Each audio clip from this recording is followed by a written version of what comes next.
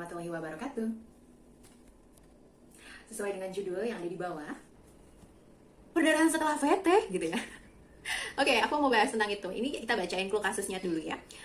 Sebelum kita bedah kasusnya, kita bahas dulu clue-nya. Mungkin nanti juga aku kasih rinciannya secara tertulis. Jadi rinciannya itu seperti apa? Kita bahas dulu ya. Nyonya EW, huruf E dan huruf W. Kenapa pakai inisial? Karena ini adalah sebenarnya tidak boleh untuk di up dengan nama asli. Jadi harus diinisialkan gitu ya. Mohon sangat-sangat dimaklumi gitu. Nah, ini pasien adalah pasien hamil trimester ketiga yang dirujuk ke rumah sakit dengan keluhan kontraksi dini ya. Bukan penyebabnya yang mau kita bahas, tapi penanganannya pada saat itu, oke? Nah, dilakukan pemeriksaan dulu lah, TTV ya, pemeriksaan awal, tanda-tanda vital itu jam 08.25 waktu Indonesia bagian Barat gitu ya.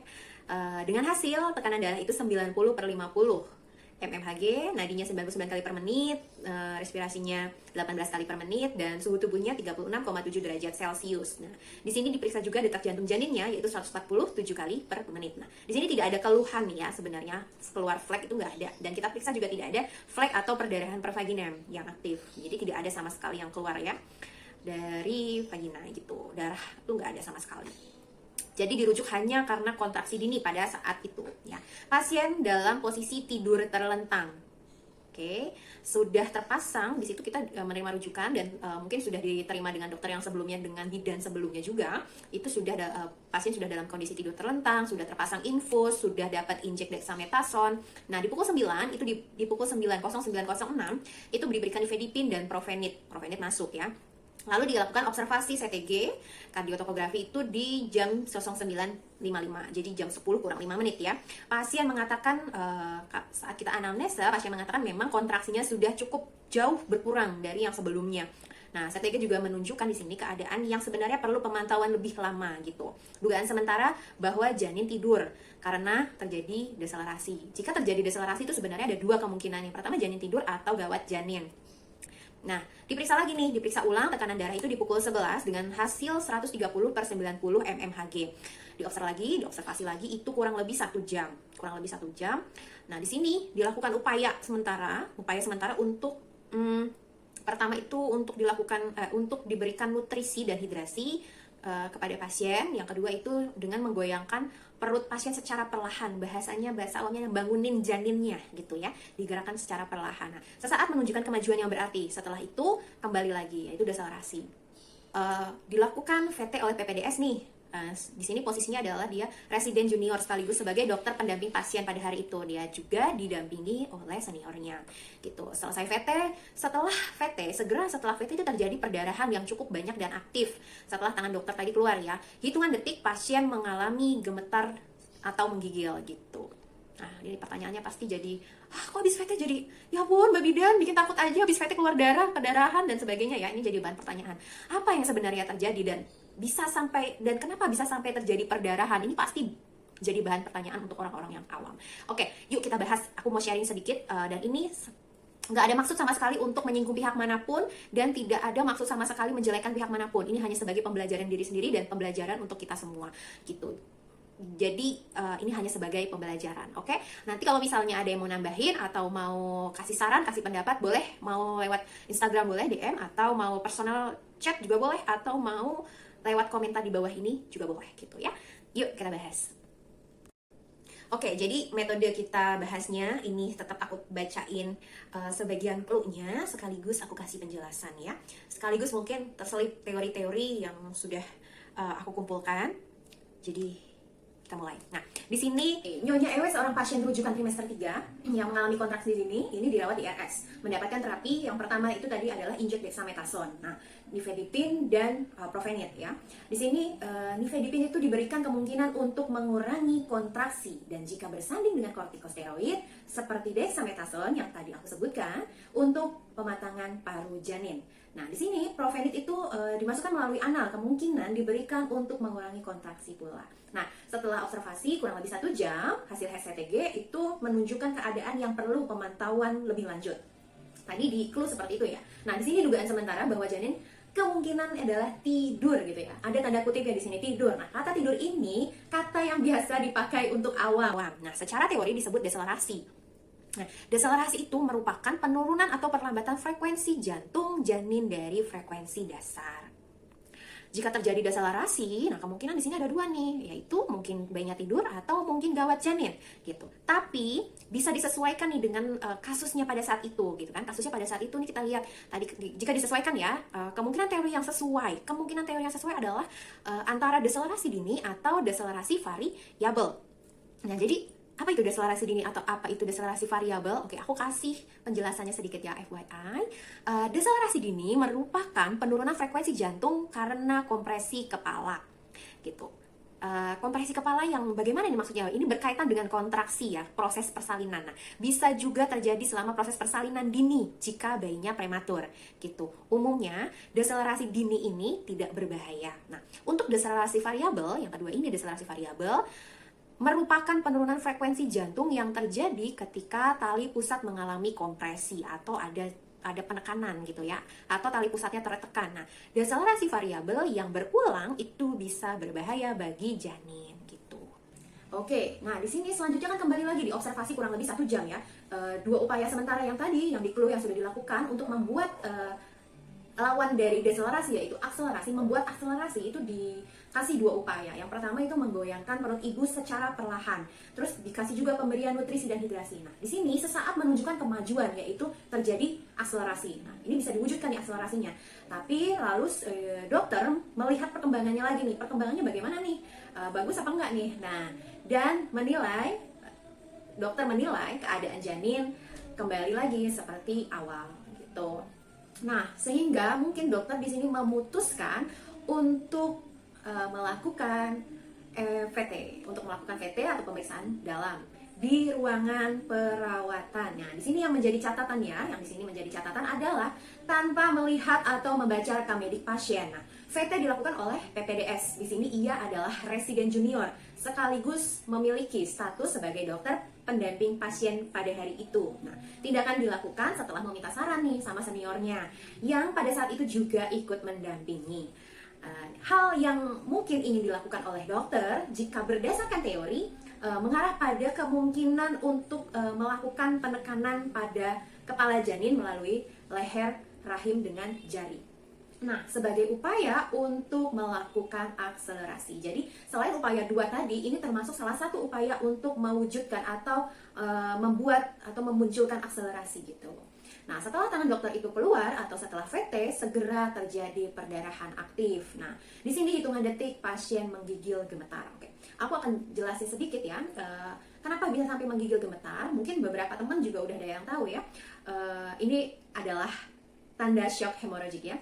Hemoragik gitu, tanda shock akibat perdarahan. Nah, jadi penjelasannya begini, kenapa bisa sampai menggigil gemetar? Nah, perdarahan aktif menyebabkan sebagian sel darah merah itu menghilang, sehingga fungsi pengangkutan nutrisi dan O2 pun dapat dipastikan menurun. Suplai ke seluruh tubuh berkurang drastis. Nah, tubuh kita itu sangat perlu nutrisi dan O2 atau oksigen. Nah, supaya metabolisme tetap berjalan dengan baik, agar suhu tubuh kita juga tetap hangat. Nah, di sini demi keberlangsungan kehidupan seluruh sel dan organ tubuh kita. Nah, kejadian ini membuat tubuh kita secara alami merespon dengan menggunakan semua cadangan yang ada di tubuh. Cadangan makanan lah bahasanya ya. Cadangan energi atau makanan yang ada di tubuh ini dipaksa untuk keluar atau diolah sedemikian rupa untuk menjadi energi. Nah, salah satu cadangannya itu berada pada otot-otot tubuh.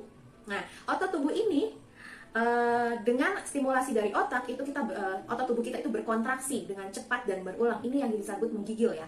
Ini upaya untuk agar tubuh kita tuh suhunya kembali normal gitu. Nah, bayangkan kalau misalnya tidak segera tertangani, di sini tubuh kita tuh benar-benar sangat-sangat bekerja keras. Jika tidak segera tertangani, kemungkinan terjelek bisa saja terjadi gitu. Nah, lalu apa penyebab perdarahan gitu kan? Perdarahan ini penyebabnya apa sih sebenarnya? Kok aku jadi takut ya kalau mau di VT gitu ya?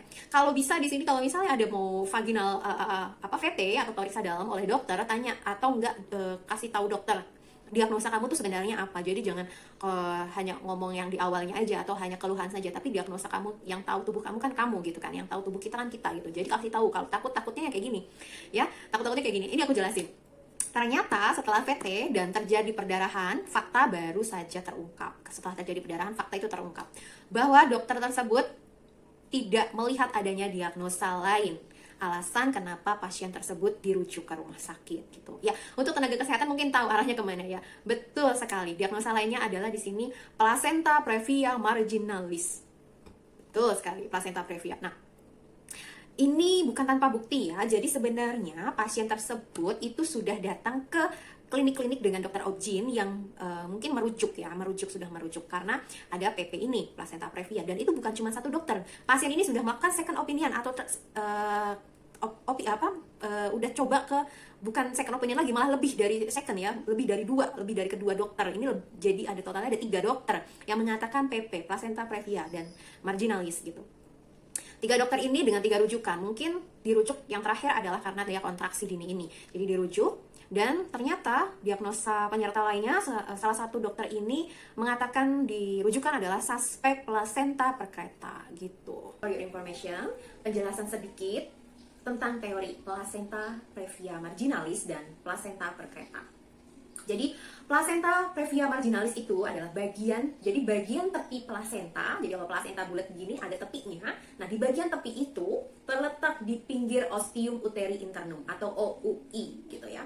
Jadi dibilang menutupi jalan lahir nggak ya? Ya hampir. Ada beberapa mungkin yang perkembangannya malah menutupi jalan lahir. Mungkin itu kan kita nggak bisa lihat ya. Dia dokter yang sebelumnya itu mendiagnosanya itu di usia kehamilan berapa. Mungkin sekarang pada saat kontraksi itu dia sudah menutupi jalan lahir, bisa jadi. Tapi kan sudah keluar diagnosa PP marginalis. Jadi perlu hati-hati kalau sudah melihat rujukan dengan diagnosa PP marginalis gitu.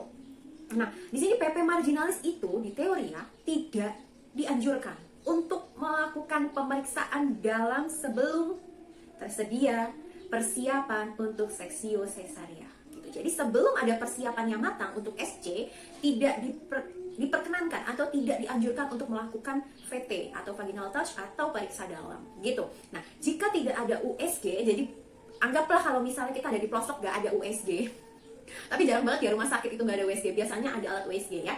Ini anggaplah tidak ada USG dan usia kehamilan 37 minggu. Untuk menetapkan diagnosanya pun, menetapkan diagnosa apakah ini placenta previa atau bukan, itu dilakukannya metode PDMO atau dilakukan dengan melakukan PDMO, yaitu periksa dalam di meja operasi. Berarti sudah ada di ruang OK, berarti sudah ada di ruang operasi, baru boleh di VT. Itu kalau misalnya gak ada USG sama sekali di usia 37 minggu kehamilan ibunya. Nah, dengan cara melakukan perabaan plasenta secara langsung melalui pembukaan serviks gitu. Nah, lalu untuk plasenta percreta itu apa sih gitu ya? Plasenta percreta adalah implantasi. Kalau yang mungkin bahasa lainnya ya, kata lainnya adalah perlekatan dari plasenta. Nah, perlekatan jonjot korion plasentanya yang menembus lapisan otot hingga mencapai lapisan serosa dinding uterus. Jadi tuh perlekatannya tuh bahasanya kalau tumbuhan, diibaratkan tumbuhan adalah akarnya tuh tembus sampai dinding rahim. Tembus sampai dinding rahim dan nyampe ke organ lain, akar-akarnya ya. Nah, di sini biasanya itu nyampe ke organ lainnya tuh apa? Biasanya atau contohnya adalah kantung kemih atau kandung kemih, sampai ke kandung kemih. Nah, biasanya berkaitan dengan placenta previa dan erat sekali ya. Erat kaitannya dengan placenta previa itu 5-10% gitu. Oke, di dalam clue ya disebutkan pasien kan dirujuk ke RS itu tidak dalam kondisi flek atau perdarahan pervaginan. Nah, hal ini mungkin menjadi tolak ukur atau penilaian dokter bahwa pasien hanya mengalami kontraksi dini tanpa melihat diagnosa penyerta lainnya di rekam medik pasien gitu ya. Di RS pun belum ada rencana terminasi sebenarnya pada saat itu. Jadi di RS belum ada rencana terminasi karena masih mencoba untuk mempertahankan sampai usia kehamilan dari kandungan ibu itu aterem. Sehingga mendapatkan terapi-terapi yang tadi aku sebutkan ya, untuk kontraksi itu untuk menguranginya, terus untuk paru-paru janin itu untuk pematangan parunya itu dapat terapi-terapi obatnya. Nah, saat ini masih tahap pemantauan perkembangannya. Nah, di saat itu ya, maksudnya di saat itu masih dalam tahap pemantauan perkembangannya. Jadi belum ada rencana untuk terminasi. Nah, dokter mungkin menyadari arah deselerasi yang terjadi, sehingga mencoba melakukan upaya standar yang lainnya untuk membuat akselerasi atau memastikan kemungkinan deselerasi dini. Gitu. Tanpa Sayangnya, tanpa melihat rekam medik dan menjadi fatal karena tidak ada pemeriksaan atau detail lainnya, ataukah mungkin kalau misalnya nggak mau cek rekam medik, minimal USG gitu ya, USG untuk memastikan sebelum VT, atau boleh pakai inspekulum atau spekulum gitu. Terlebih harus detail ya, intinya harus detail sebelum tindakan VT dilakukan gitu, sebelum VT dilakukan. Nah, sebenarnya ada beberapa hal yang bisa dianalisis penyebab terjadinya deselerasi ini. Jadi apa aja gitu yang perlu dianalisa? Yang pertama, di sini kan di clue disebutkan pasien dalam kondisi tidur terlentang gitu kan. Posisi tidur terlentang pada pasien ya, apalagi pasien ibu hamil trimester ketiga, apalagi di sini posisinya adalah ibu adalah PP ya. Ya udahlah, anggaplah PP itu tidak diketahui lah, anggaplah hanya tahu ibu ini hamil dengan kontraksi dini gitu ya di trimester ketiga. Oke, di sini ibu hamil trimester ketiga dalam posisi tidur terlentang itu sangat kurang dianjurkan. Karena apa? Posisi tidur terlentang itu bisa menekan aliran oksigen atau aliran darah oksigen yang mengangkut oksigen itu menuju ke janin. Jadi terjadi hambatan lah bahasanya ya untuk aliran tersebut menuju ke janin. Nah, ini bisa sangat menyebabkan terjadinya deselerasi. Nah, ini posisi harus diperbaiki terlebih dahulu.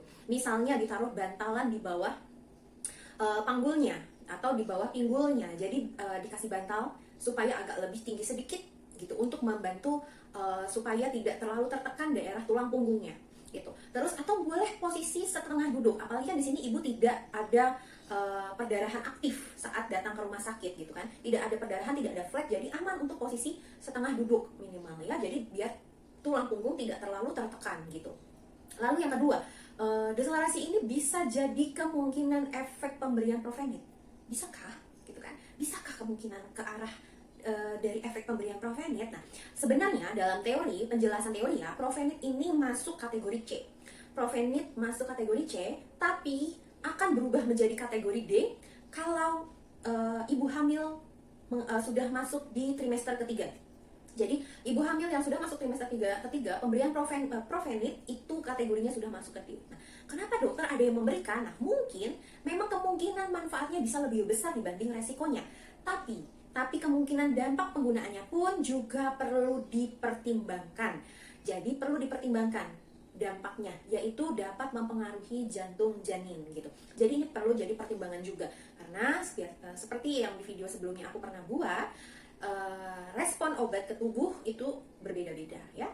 Jadi beda tubuh, beda orang, beda organisme, beda respon terhadap terapi atau obat tersebut gitu. Terus yang ketiga, jika dokter lebih teliti dengan rekam medik ya, jika pada saat itu tenaga kesehatannya lebih teliti dengan rekam medik, bisa saja tidak menutup kemungkinan bisa saja ini mengarah ke deselerasi variabel seperti yang di penjelasan tadi yang di awal. Kenapa aku sebutin? Karena memang mungkin arahnya ke deselerasi variabel karena letak plasenta yang posisinya ada di bawah atau posisinya rendah, dengan kemungkinan tali pusat itu tertekan. Jadi tali pusatnya mungkin tertekan atau mengalami kompresi, dan perlu pemantauan yang jauh lebih ketat gitu. Jadi tetap ada pemantauannya, tapi bukan berarti langsung PT ya, sehingga mungkin masuk ke keputusan terminasi. Jadi ada kemungkinan juga masuk ke keputusan terminasi dengan proses SC gitu. Walaupun jika masuk ke kemungkinan terminasi, pemeriksaan dalam harus sangat-sangat dipertimbangkan. Apalagi di sini posisi pasien adalah di ruang perawatan ya, di ruang perawatan, bukan di ruang OK. Jadi perlu sangat-sangat dipertimbangkan. Melakukan pemeriksaan dalam atau VT adalah hal yang tidak dianjurkan untuk alasan apapun selain di ruang operasi. Ya, ini prinsip sekaligus teori yang ada. VT pada pasien PP marginalis kemungkinan bisa terjadi perdarahan, persentasenya itu cukup besar. Bukan nakut-nakutin, tapi memang persentasenya cukup besar karena kita tangan kita, jari kita ini menjadi mata yang buta jatuhnya kan. Kita meraba kan, kalau meraba kita tidak tahu dalamnya itu kita tidak tahu diagnosa sebelumnya, diagnosanya apa, main kita raba ya bisa jadi perdarahan gitu ya. Jadi kemungkinan tindakan VT itu jari sang pemeriksa mengenai tepi plasenta yang berada di OUI gitu. Kemungkinan ya gitu, bisa jadi malah bukan tepinya, malah tengahnya, karena kan perkembangan ari-ari atau plasenta tersebut kita belum cek gitu kan, karena di sini dokter nggak mengecek ulang gitu, nggak meng-USG ulang gitu. Jadi harus sangat-sangat dipertimbangkan untuk melakukan vaginal touch. Oke. Walaupun ya pada saat itu pasien sudah ada di rumah sakit gitu ya, sudah berada di rumah sakit dengan fasilitas yang lengkap. VT pasien dengan PP di ruang perawatan bukan hal yang tepat menurut saya gitu ya. Karena perdarahan aktif sepersekian detik saja sudah menunjukkan adanya tanda shock hemorrhagic. Tadi aku jelasin ya, sepersekian detik perdarahan terjadi langsung ada tanda shock hemorrhagic. Sedangkan perhitungan lokasi ruang perawatan ke ruang OK bisa menghabiskan waktu paling cepat sekian menit gitu kan, paling cepat. Kalau ada lift khusus enak ya, lift khusus yang langsung gitu langsung ke ruang OK enak. Tapi kalau misalnya liftnya harus bergantian dengan pasien yang lain, wah ini akan sangat menghabiskan waktu, dan jika terlambat sedikit saja ini sangat membahayakan ibu dan janinnya. Jadi untuk pelajaran bersama, gak apa-apa kalau kamu tuh dibilang detail amat sih, atau kamu dibilang kamu tuh terlalu rinci, terlalu berdasarkan peraturan, terlalu ini terlalu itu gitu ya. Yang penting kita ini main aman. Kenapa kita bilang main aman? Karena kita berhubungan bukan dengan mesin tapi dengan manusia.